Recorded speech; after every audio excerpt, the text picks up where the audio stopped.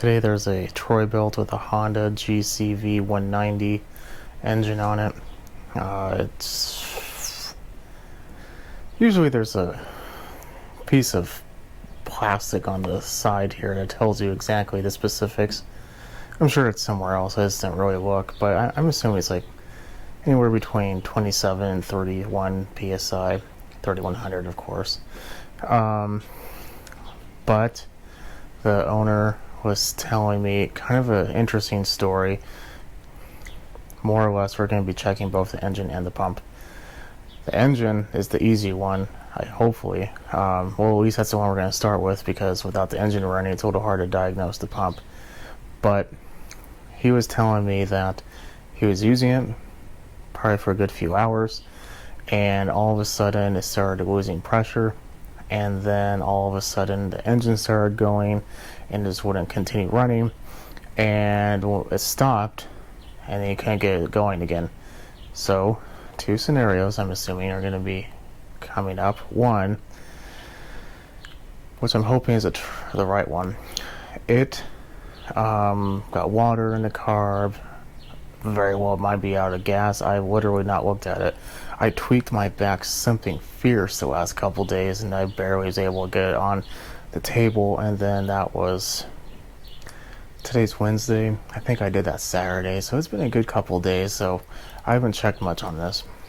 So anyway, carb may need to be redone. Spark, who knows, maybe the engine's just bad, we don't know. We're gonna look at that, and possibly both. The engine's bad and the pump is bad. Now, if you run it without having water go through it, it can get pretty warm, especially when it just sit there running.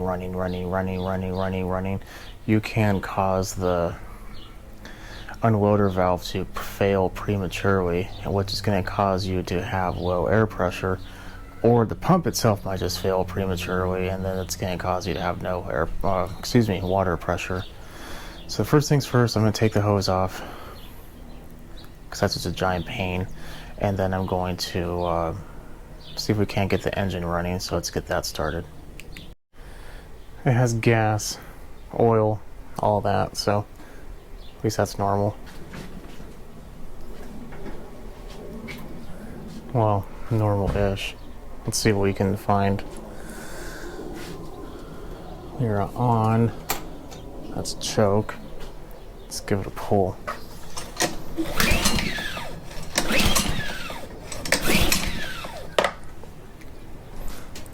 Is the fuel on? Fuel is on.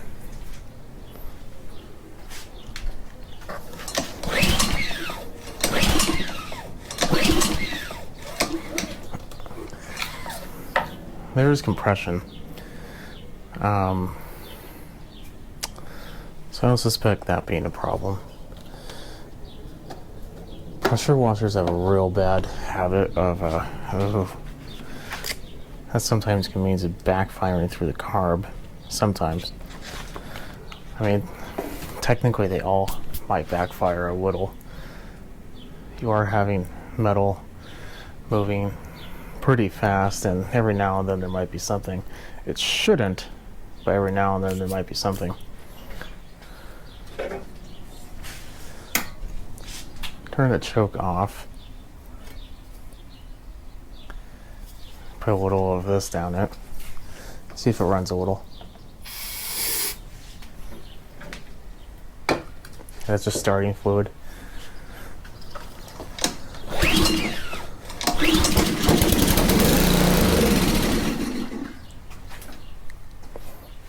Okay, well, looks like we have a carb cleaning, so let's get that set up.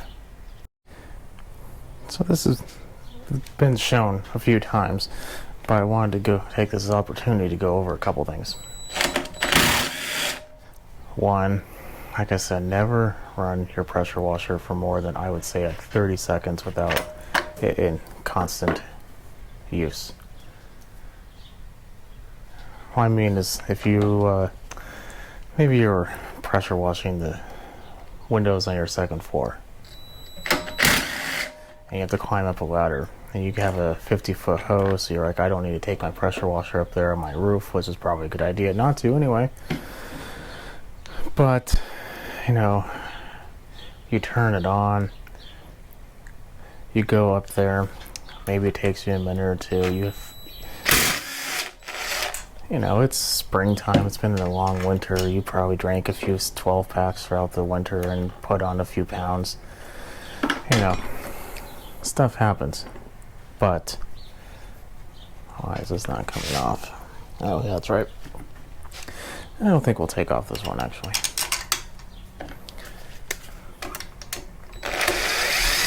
So you get up there and you're having a hard time, have to catch your breath. That's fine. What you need to do though is take a couple of those 12 packs, give a couple of your beers to your neighbor, ask him to come over. Oh, now we're just dumping fuel out. I'm going to turn this off. Well, I saw water in there already.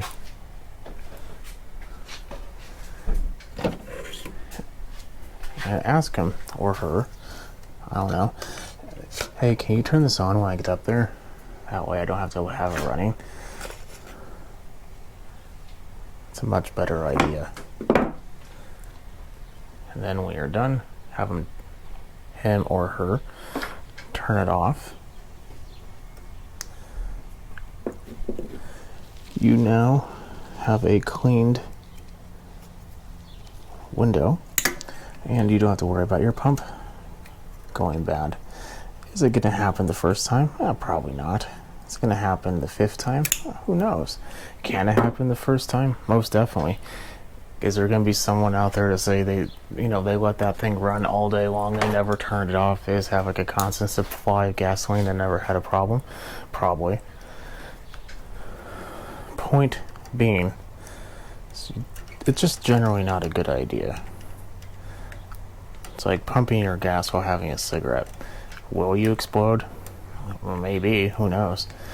Is it a good idea to do it? No, that's why there's science not to.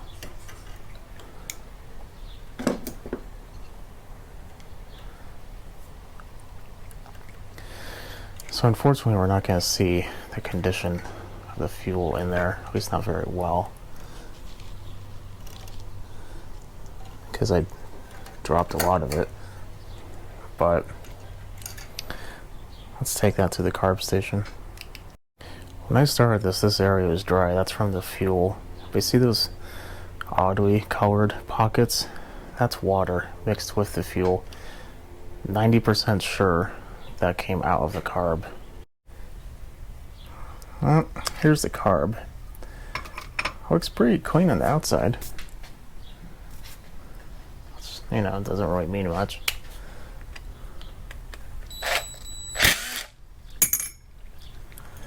Oh man, my back hurts. Ever play that game with yourself? Or like, I should be sitting down doing nothing, but oh man, it hurts. But then you're like, I can't do it much more. Nothing anymore. That's where I'm at right now. The last couple days,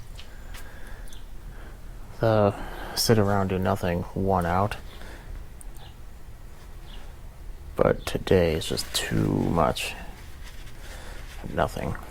So I can tell there's water in there already. You see that little separation on the bottom right there? That's all water. I'll leave it sit there for a bit. But if you look at the bowl, you know, that is a pretty decent sized cup in comparison to this bowl. Maybe that water would go to right about, maybe like right there. Look where the hole is. It's right about there. That's roughly where the fuel or the water would be sitting. It can get to underneath, but once it gets to that hole, you are pretty much guaranteeing you're not going to be running very well, or at all in this case. So that was our problem. Pressure washers have a really bad habit of getting water in their carbs because just the environment they work in, it's always wet. So what I'm going to do is I'm going to take out this. Here we go.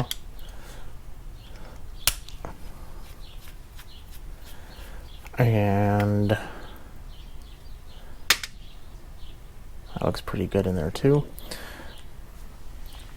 We're going to take out the jet.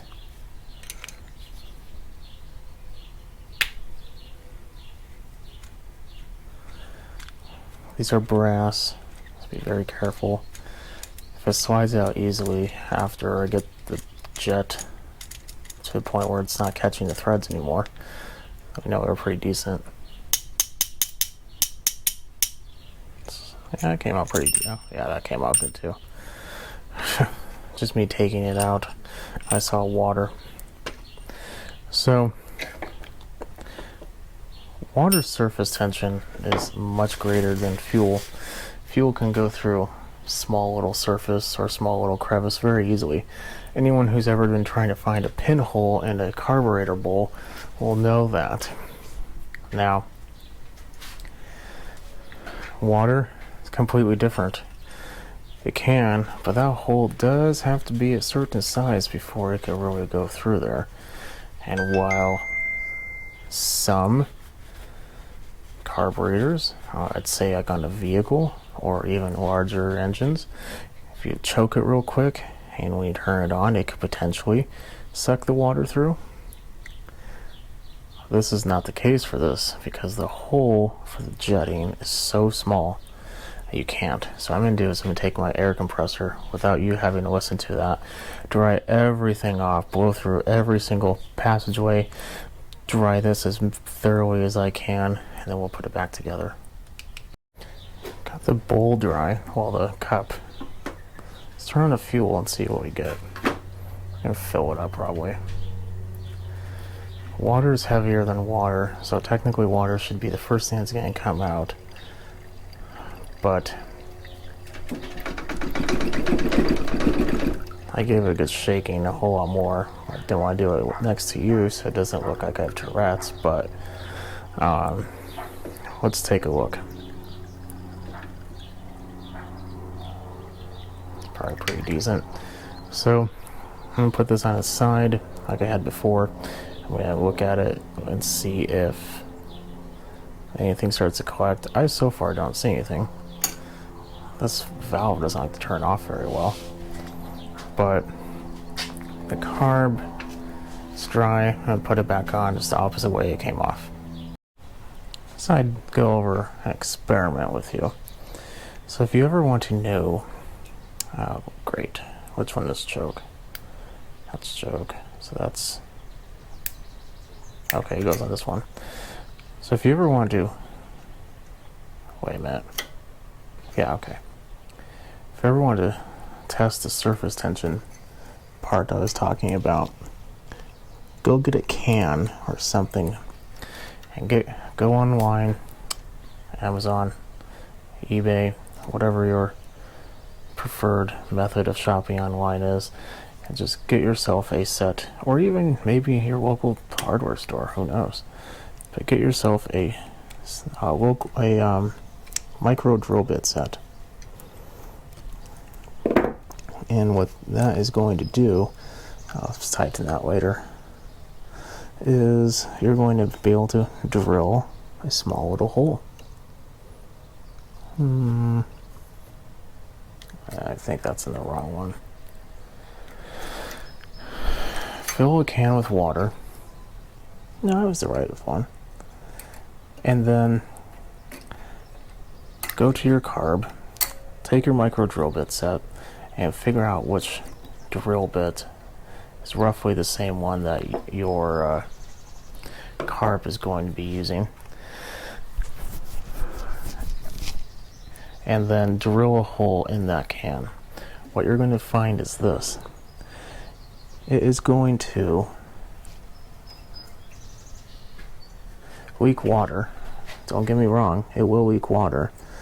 But then if you take the water out, dry the can off, put gasoline in there, you're going to see a much steadier flow of gasoline, probably even tiny little stream going out that exact same hole. When water, it will just slowly come out. The amount is going to be significantly different. Now, is that really necessary? No, but it'll kind of illustrate my point that yes, water will come out if you pull hard enough. But you're going to be standing there pulling all day long. It may not even get anything. The suction may not even be enough to even get you anywhere, really. But fuel, that's not a problem. The surface tension is a lot different, and the engine can easily suck that through the carb. So, like I said, a little experiment if you were curious and so inclined to do so. Here we have it. Should be ready. Just sitting down for a minute or two, so the bowl should be turned off by now. It's dry. I believe we're still on. Let's choke on. Let's give it a pull. Now, contrary to popular belief, you can run these without water for a short amount of time. It's not going to hurt anything. Do you want to run it for a long time? No, you shouldn't. You should never do the two things I mentioned. Let it sit there with water just going through it and running it dry for a long period of time. Both of those are long periods of time scenarios. If it's a short period, it's not going to really damage anything, but you want to avoid long periods.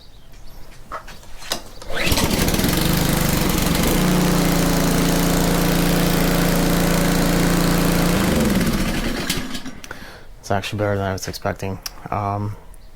Yeah, let's give it a pull outside. I'm going to get the hose connected. I'm not going to show this part because it's just boring, but I'm going to connect the hose, take the tip out of the wand, turn my garden hose on, flush everything out, get the air bubbles out, everything. It's just, I don't know the condition, how long it's been sitting there. I mean, yeah, the story is it was used the day that they gave it to me, but